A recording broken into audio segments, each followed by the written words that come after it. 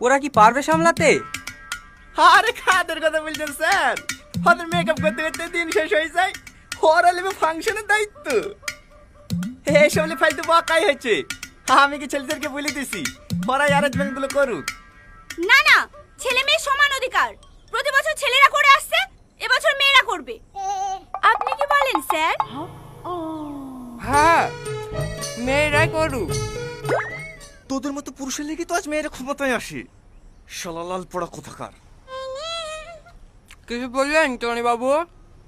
না না, প্রতি বছর দায়িত্ব ছেলেদের হাতেই থাকে, এবারও ছেলেদের হাতেই থাকবে। না না, মেয়েদের হাতে থাকবে। না না, ছেলেদের হাতে থাকবে। না না, মেয়েদের হাতে থাকবে। না না, ছেলেদের হাতে থাকবে। থামো থামো, তোমরা ঝামেলা করো না। ফাংশনে তো এখনো 20-22 দিন লেট আছে। তোমরা এক কাজ করো, ছেলে আর মেয়েদের মধ্যে একটা খেলা রাখো। এই খেলায় যারা জিতবে তারাই না হয় পরিচালনা করবে, কেমন? হ্যাঁ হ্যাঁ, আমি রাজি। আমিও রাজি। তাহলে স্যার, গেমটা কি গেম দেওয়া যায়? দড়ি টানাটানি। আ ছেলেদের সাথে দড়ি টানাটানি করবে মেয়েরা? মানে কি একটা ব্যাপার।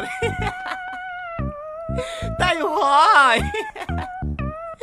ওরা কি পারবে? হ্যাঁ পারবে, আর জিতবেও। চলেন ম্যাম।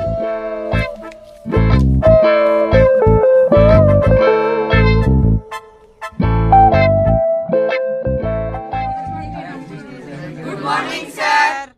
Morning morning. শোন, সামনের সোমবারে তোদের প্রতিযোগিতা আছে।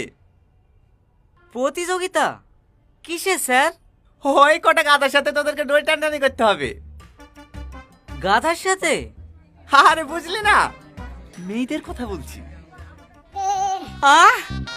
মেয়েদের সঙ্গে আমাদের দড়ি টানাটানি করতে হবে? ওরা পারবে স্যার? কে বোঝাবে বল? কথায় আছে না, মেয়েদের হাঁটু নিচে বলতে। আর আর খুব শখ হয়েছে, শখটা মিটি দিস। দে দে দে, 25 গুলো দে।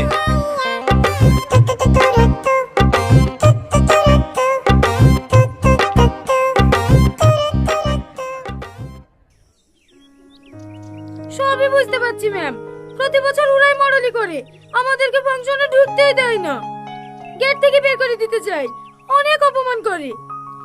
আর জানেন ম্যাম, ছেলেগুলোকে দুটো দুটো করে টিফিন দেয়, আমাদেরকে একটাও দেয় না, কিছু বলতে গেলেই মারতে যায়। তার লেগেই তো